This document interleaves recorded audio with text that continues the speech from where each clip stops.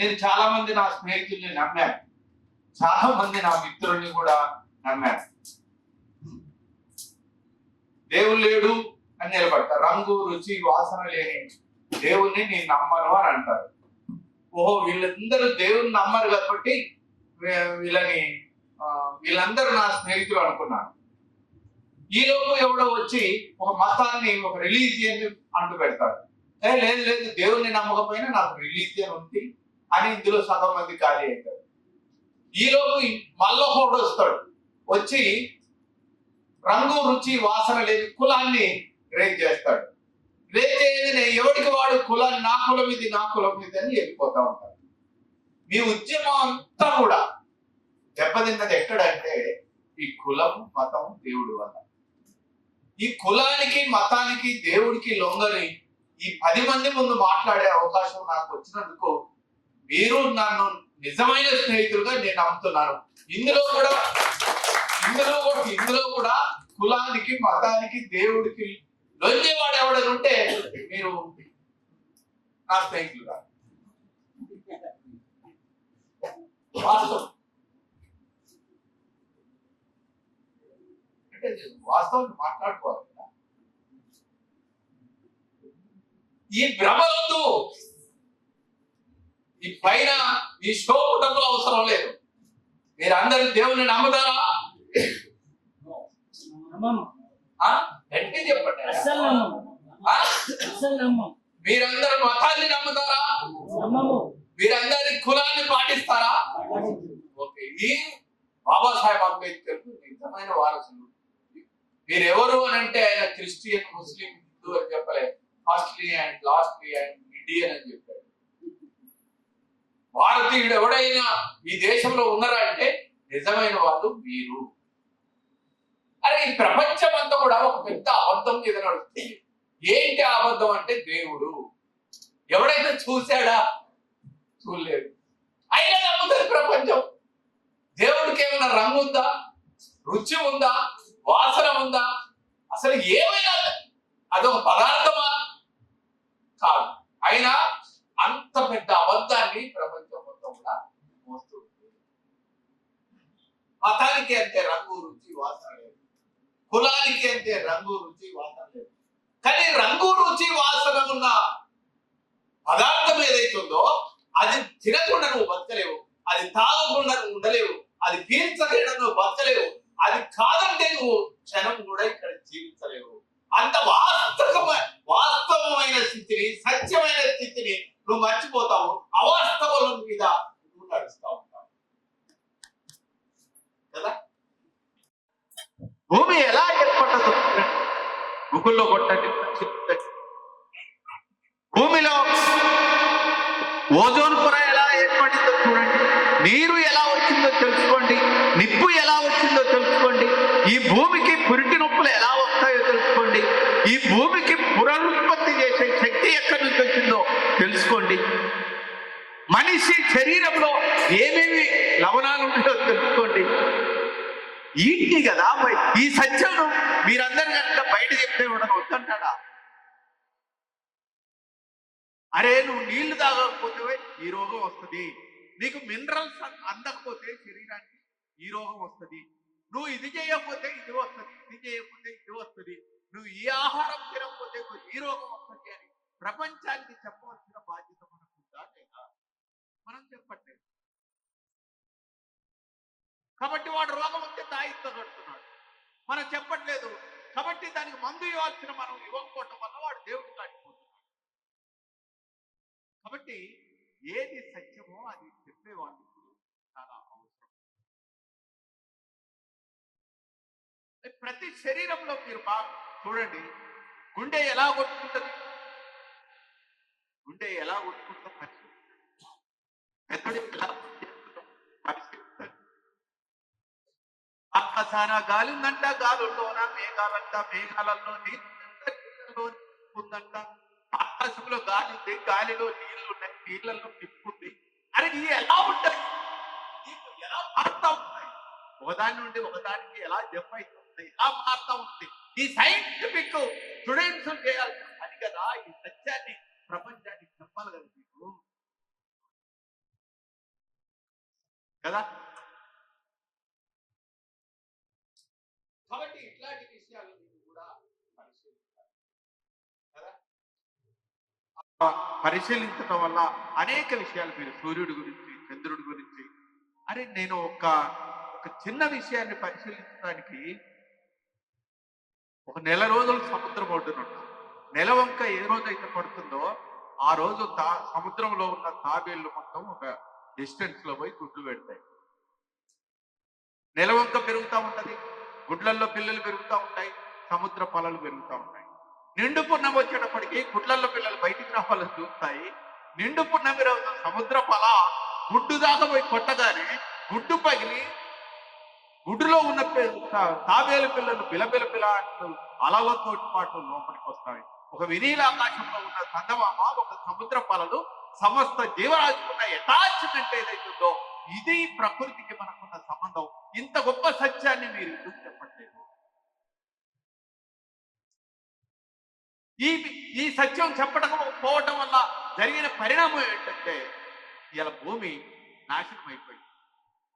హరిత విప్లవం పేరుతోటి వ్యవసాయంలో మొత్తం రసాయనిక ఎరువులు వేయటం వల్ల భూమి చచ్చిపోయింది.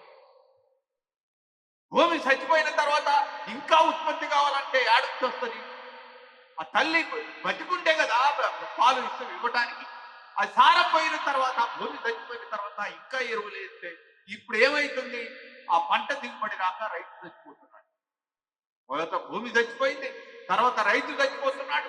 ఆ కలుషితమైన ఆహారాన్ని తినటం వల్ల చిన్న వైరస్ వచ్చినా కానీ ఇలా మనం చచ్చిపోతుంది కదా. వాస్తవాన్ని చెప్తాను, ఇది ప్లాస్టిక్. ఈ బాటిల్ తయారు చేయడం ఇందులో ఉన్న ప్లాస్టిక్ పక్కన పెట్టే ఉంటారు. ఈ నీరు తాగడం వల్ల బ్లడ్ లో కలిసిపోయి క్యాన్సర్ ఎఫెక్ట్ అవుతుంది. ఎమ్మటే క్యాన్సర్ ఎఫెక్ట్ అవుతుంది. నువ్వు ఏం చేస్తున్నావు?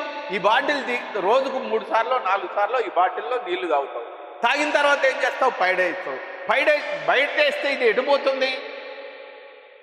ఎడిపోతుంది. కాలిస్తే పొల్యూషన్ చచ్చిపోతాం మనం. కాబట్టి ఇది వాటర్లో పోద్ది, కాలువలలో పోద్ది, గోదావరిలో వస్తుంది, కృష్ణా పోద్ది, సముద్రంలో పోద్ది. జీవచరాలు మొత్తం నాశనం అయిపోతాం. కేవలం నువ్వు తాగే నీళ్లు జాగ్రత్తగా తాగకపోవటం వల్ల, ఈ బాటిల్లో ఉన్న అణువుల వల్ల నీకు క్యాన్సర్ వస్తుంది. నువ్వు పడేయటం వల్ల సమస్త జీవరాశి నాశనం అయిపోతుంది. ఈ తాగే స్పృహ, తాగేటప్పుడు జాగ్రత్తగా ఉండటానికి ఏం పుట్టింది మనిషికి? తాగేటప్పుడు అన్న జాగ్రత్తగా ఉండాలి కదా. తాగే నీళ్ళైనా జాగ్రత్తగా తాగాలి కదా. పోనీ నీళ్ళ ఎడలో ఇలా ఉన్నావయ్యా, తినే తిండి ఎడలో ఏమన్నా జాగ్రత్తగా ఉన్నావా నువ్వు? లేదు. ఓ ప్లాస్టిక్ పేపర్లు, మనోళ్ళు కూడా అదే పెడతారు అనుకుంటున్నాను. ప్లాస్టిక్ పేపర్లో పేపర్ మీద వాడు ప్లాస్టిక్ వేస్తాడు. ఆ వేడి అన్నం దాంట్లో పోసుకునే వరకే ప్లాస్టిక్ కరిగి కడుపులోకి వెళ్ళి 4 రోజుల్లో నీకు క్యాన్సర్ వస్తుంది. తినేటప్పుడు జాగ్రత్తగా ఉండవు, తాగేటప్పుడు జాగ్రత్తగా ఉండవు. పోనీ తిన్న తర్వాత ఏం చేస్తావు? ఆ ప్లేట్ పక్కన పడేస్తావు. పడేస్తే ఈరోజు పశు జాతి మొత్తం అంతరించిపోతానికి ప్లాస్టిక్ పేపర్లు బయట వేయటమే ప్రధానమైన కారణం. నువ్వు పోలేరమ్మ జాతర పోతావు, అక్కడికి పోయి ప్లాస్టిక్ పేపర్లు తిని ఆడ పడేస్తావు. లేళ్ళు దుప్పులు మొత్తం అయితేనే నాశనం అయిపోతున్నాయి. సమస్త జీవరాశి పాడైపోయింది. నీకు తినేటప్పుడు జాగ్రత్త లేదు, తాగేటప్పుడు జాగ్రత్త లేదు. నిన్ను ఎవడు బాగు చేయాలి అసలు కదా? మరి నువ్వేం చేస్తావు అన్నా. నేను ఎక్కడికి పోయినా కానీ, ఈరోజు సడన్గా మధ్యలో నుంచి వచ్చాను కాబట్టి మౌర్య చెప్పంగానే, నేను ఎక్కడికి పోయినా కానీ ఒక బాటిల్ తీసుకెళ్తాను, స్టీల్ బాటిల్. ఇంట్లో నీళ్లు తెచ్చుకుంటాను, స్టీల్ బాటిల్ తాగుతాను. స్టీల్ బాటిల్ బయట పడేస్తానా? పడేయను. అది సంవత్సరాల తరబడి నా దగ్గర ఉంటుంది. కాబట్టి నీళ్లు తెచ్చుకుంటాను, నీళ్లు తాగుతాను, మళ్ళీ ఇంటికి పోతాను, జాగ్రత్తగా ఉంచుకుంటాను. నేను ఎక్కడ పొల్యూషన్, నేను బతకటం వల్ల, నేను జీవించడం వల్ల ఇతరులకు ఎక్కడ కూడా, ఇతర జీవజాతి కూడా నేను హాని కలిగించను. మరి అన్నం తినేటప్పుడు ఏం చేస్తావు? అన్నం తినేటప్పుడు కూడా నా ప్లేట్ బ్యాగులు వేసుకొని తీసుకొచ్చుకుంటాను.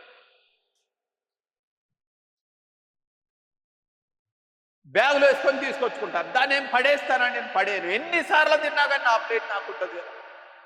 ఈ ప్లాస్టిక్, ఈ బాటిల్, ఈ స్టీల్ బాటిల్, 1 బాటిల్ 1 ప్లేట్ మరి పెట్టుకోవటానికి ఒక జోలె తీసుకుంటాను, సంచి తీసుకుంటాను. ఎవరైనా నాకు పండ్లు పొలాలు ఇస్తే ఆ జోలెలు వేసుకుంటాను. ఏమైనా పుస్తకాలు ఉంటే ఆ జోలెలు వేసుకుంటాను. 1 బాటిల్, 1 ప్లేట్, 1 బ్యాగ్ వల్ల ఈ దేశం, ప్రపంచం సురక్షితంగా ఉంటుంది. ఈ పర్యావరణ రక్షించబడుతుంది. 10 కాలాల పాటు మన తరం తర్వాత ఇట్లాంటి చిన్న తరం పిల్లలందరూ కూడా సురక్షితంగా బతుకుతారు. ఈ 2-3 జాగ్రత్తలు తీసుకునే శక్తి మనం ఆర్గనైజ్ చేయలేమా? మనం పాటించలేమా? మనం క్యాన్సర్ వచ్చి చచ్చిపోదామా? ప్రతి 2 ఇళ్లలో ఒక క్యాన్సర్ పేషెంట్ ఉన్నాడు ఈరోజు. చిన్న చిన్న పిల్లలకు కూడా జబ్బులు వస్తున్నాయి. వాడు దేవుడు అవునంటాడు, వాడు దేవుడు అంటాడు, నువ్వు కాదంటావు. దేవుడు అంటాడు. దేవుడు ఉన్నాడా లేడా గంగల పోనీయమయ్యా. మనం ఎలా జీవించాలో చెప్పాలి కదా. ఇక్కడ ఈ భూమి యొక్క ఆవశ్యకత గురించి చెప్పాలి కదా. ఈ పదార్థం యొక్క ఆవశ్యకత గురించి చెప్పాలి కదా. మన చుట్టూ ఉన్న జీవజాతుల వల్ల ఈ ప్రపంచం ఎంత అభివృద్ధి చెందిందో చెప్పాలి కదా. కొంగ ఎలా ఎగురుతుందో చూసి విమానాన్ని కనిపెట్టాడు. కొంగ ఎలా ల్యాండ్ అవుతుందో చూసి విమానాశ్రయం కనిపెట్టాడు. మరి పైకి పోయిన తర్వాత పెట్రోల్ అయిపోయింది, ఏం చేయాలి? దిగాలంటే మరి ఇలా పోయే దిగుద్దా? దిగదు. విమానాశ్రయం అవసరం లేకుండా దిగాలంటే వాడు 9 ఎలా 4 రెక్కలతో ఆడుతుందో గమనించి వాడు హెలికాప్టర్ కనిపెట్టాడు. కన్ను చూసి కెమెరా కనిపెట్టాడు, చెవులను చూసి సౌండ్ బాక్స్ కనిపెట్టాడు. సమస్త టెక్నాలజీ మొత్తం కూడా ప్రకృతి నుంచి వచ్చింది కదా. దాన్ని ప్రపంచానికి నోరేసుకొని నిజం చెప్పాలి కదా మనం సైంటిఫిక్ విద్యార్థులు. ఇవన్నీ చెప్పకుండా వాడు గుడ్డోడు దేవుడు ఉన్నాడు అంటాడు, దేవుడు లేడంటాడు. మెదడు మీరు ఎప్పుడైనా బాగా గుర్తుకోండి, బాగా చదువుకున్నోడికి నిద్ర పట్టదు.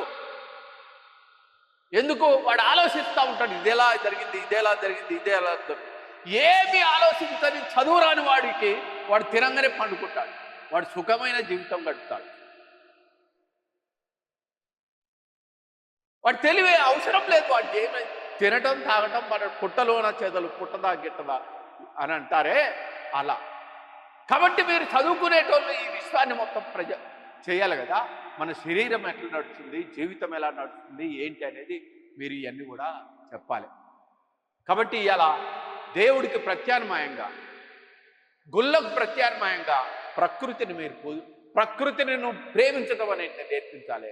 ప్రకృతిని కాపాడటం అనేది నేర్పించాలి. ప్రకృతి కాపాడటానికి నువ్వు ఒక ఉద్యమంగా ఈ సైంటిఫిక్ స్టూడెంట్ ఫెడరేషన్ పనిచేస్తే మీ lakhs of people మిమ్మల్ని వస్తారు. మిమ్మల్ని ఎవడు ముట్టుకోవడానికి భయపడతాడు. ఎందుకంటే మీరు చెప్పే సత్యం. అరే ఈ రోగానికి మందు వాడరా అని చెప్తున్నావు. అరే గుడికి పోతే నీకు కలిగే ప్రశాంతత కట్ట ఈ గుట్ట మీద చెట్టు కింద కూకుంటే ప్రశాంతంగా ఉంటావురా అని చెప్తావు నువ్వు. ప్లాస్టిక్ తింటే నాశనం అవుతావురా. ఇగో ఈ మన్ను నీళ్లు తాగురా, చెలమలో నీళ్లు తాగితే నువ్వు బాగుంటావురా అని చెప్తావు. నిన్నెవడేమంటాడండి? కాబట్టి ఈ జనజీవన స్రవంతిని మన వెనకాల ఉన్న అమాయకమైన జనాన్ని మనం ముందుకు తీసుకుపోవాలంటే ఈ రోజైనా కానీ ఏది రంగు రుచి వాసన లేని దాన్ని నమ్మబాకండి. రంగు రుచి వాసన కలిగింది ఏదైతుందో అది పదార్థం. అక్కడి నుంచే మనం పుట్టాం, అక్కడి నుంచే పెరిగాం. ఇదే బుద్ధుడు చెప్పాడు, ఇదే మార్క్స్ చెప్పాడు, ఇదే బాబాసాహెబ్ అంబేద్కర్ చెప్పాడు, ఇదే జయగోపాల్ సార్ చెప్పాడు. ఇదే ప్రపంచమంతా వాస్తవం. ఈ ప్రపంచం వాస్తవమైన స్థితి ఏదైతుందో, నిజమైన ఏదైతుందో, నిజం చెప్పటమే విప్లవం అని చెప్పాడు సోక్రటీస్. కాబట్టి దాన్ని మీరు పాటించాలని సైంటిఫిక్ స్టూడెంట్స్గా మీరు ఈ రోజు వరకైనా ఇక్కడ ఉన్న 10 మంది వరకైనా మేము దేవుణ్ణి నమ్మం. నిజం నేను ఉపన్యాసం మొదలుపెట్టేటప్పుడు చెప్తూ ఉంటాను, పెద్ద పెద్ద మీటింగులలో చెప్తూ ఉంటాను, నాకంటూ ఇంటి పేరు లేదు, నాకంటూ కులం లేదు, నాకంటూ ఓ మతం లేదు, నాకంటూ ఒక దేవుడు లేడు. నేను ఈ ప్రకృతిని నమ్మి జీవిస్తున్నాను. ప్రకృతి నాశనం అయితే నేను నాశనం అవుతాను, ఆ సంగతి నాకు తెలుసు. కాబట్టి ప్రకృతిని కాపాడమని ఈ ప్రపంచానికి చెప్పి వెళ్ళిపోతున్నాను. కాబట్టి ఇది మీరందరూ సైంటిఫిక్ స్టూడెంట్స్. సైన్స్ అంటేనే పదార్థం కదా, సైన్స్ అంటేనే పదార్థం యొక్క లక్షణాలు చెప్పడం కదా, సైన్స్ అంటేనే దానికి ఉన్న అనేక శాస్త్రీయతను ఈ ప్రపంచానికి చెప్పడం కదా. కాబట్టి ఈ సైంటిఫిక్ స్టూడెంట్గా నా స్నేహితులుగా మీరు చిరకాలం మిగలాలంటే రేపొద్దున ఎవడైనా వచ్చి కులం అనగానే మళ్ళీ వెళ్ళిపోద్ది ఇళ్ళకి. అరే ఏ బాబాసాహెబ్ అంబేద్కర్ కులం పునాదుల మీద ఒక జాతిని నీతిని నిర్మించలేడు అని బాబాసాహెబ్ అంబేద్కర్ చెప్తే ఒకడు మాల సంఘం పెడతాడు, ఒకడు మాదిగ సంఘం పెడతాడు. ఇంత జుగుత్సాకరమైన మనుషుల మధ్య మనం జీవిస్తున్నాం కదా. పెద్ద పెద్ద ఉపన్యాసాలు చెప్పేటోళ్ళందరూ కులం చెప్పగానే ఒకడు లేచిపోతాడు, మతం చెప్పగానే ఒకడు లేచిపోతాడు, ఇంకొకటి దేవుడు అని చెప్పగానే ఇంకా లేచిపోతూ ఉంటారు. కాబట్టి బతకటానికి ఇంత నటన చేయాల్సిన అవసరం లేదు తమ్ముడు. ప్రకృతిని నమ్ముకో, ప్రకృతిలో జీవించు.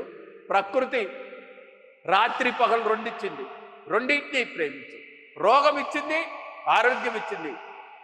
అవసరమైనప్పుడు అనారోగ్యాన్ని కూడా ప్రేమించాలి. జననాన్ని ప్రేమించాలి, మరణాన్ని ప్రేమించాలి. ప్రకృతి రెండిచ్చిన తర్వాత అప్పును ప్రేమించాలి, లోయను ప్రేమించాలి. లోయ లేకుండా అప్పు లేదు, రాత్రి లేకుండా పగలు లేదు, జననం లేకుండా మరణం లేదు. ఈ రెండింటిని ఈక్వల్ చూసేటోడికి ఎలాంటి అప్ అండ్ డౌన్స్ ఉండవు, దుఃఖం ఉండదు. ఇదే గౌతమ బుద్ధుడు చెప్పాడు, ఇదే బాబాసాహెబ్ అంబేద్కర్ చెప్పాడు. ప్రకృతిలోని జీవరాశులకు అన్నిటికీ రాజ్యాంగంలో ఎంత గొప్ప చెప్పాడు ఆయన అంటే, ఇంటి ముందు కూకొని బాబాసాహెబ్ అంబేద్కర్ తన చేతి కాళ్ళ గోర్లు తీసుకొని తెల్ల కాగితంలో పొట్లం కడుతున్నాడు. భార్య వచ్చి అడుగుది, ఏమండి ఇంత జాగ్రత్తగా పొట్లం కడుతున్నారు ఎందుకనంటే, ఈ గోర్లు విత్తనాలు అనుకొని పావురాలు తిని గొంతులో పడి చచ్చిపోతాయేమో అని అంటాడు. అరే అంత సెన్సిటివ్గా ఈ ప్రకృతిని వాళ్ళు ప్రేమించారు. ప్రకృతిని విధ్వంసం చేస్తే నువ్వు ఎంత విధ్వంసం చేస్తావో అంత ప్రతీకారం తీర్చుకుంటుందని ఎంగిల్స్ చెప్పాడు. గౌతమ బుద్ధుడు హంసకథ మీరు విన్నారు కదా. ప్రకృతిలోని జీవరాశుల్ని మొత్తం కూడా ప్రేమించమని చెప్పాడు. తత్వవేత్తలందరూ ఇది చెప్తే ఎవడో పనికి మాలినోడు దేవుడు లేడంటే ఉన్నాడు అని అంటే వాటి గొడవలు మనకెందుకు? అసలు నువ్వు ఎక్కడ జీవిస్తున్నావో దాన్ని శుభ్రంగా ఉంచు, నువ్వు ఎక్కడ జీవిస్తున్నావో దాన్ని ప్రేమించు. కాబట్టి ఇలాంటి ప్రకృతిలోని వనరుల్ని, ప్రకృతిలోని జీవరాశుల్ని మీరందరూ 10 కాలాల పాటు వచ్చి రేపటి తరానికి ఈ అవకాశం ఇక్కడ జీవించడానికి వచ్చాం.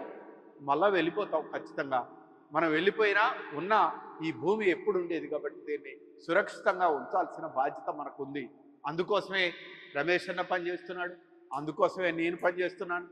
మీ కాలుకు బలపం కట్టుకొని ఈ ప్రకృతిని, సైన్స్లోని విజయాలని ఈ ప్రపంచానికి చెప్పడం కోసం పనిచేస్తున్నాం. మీరు కూడా మా ఎంబటి రావాల్సినంత దూరం వస్తారని మనస్ఫూర్తిగా కోరుకుంటూ ముగిస్తున్నాను.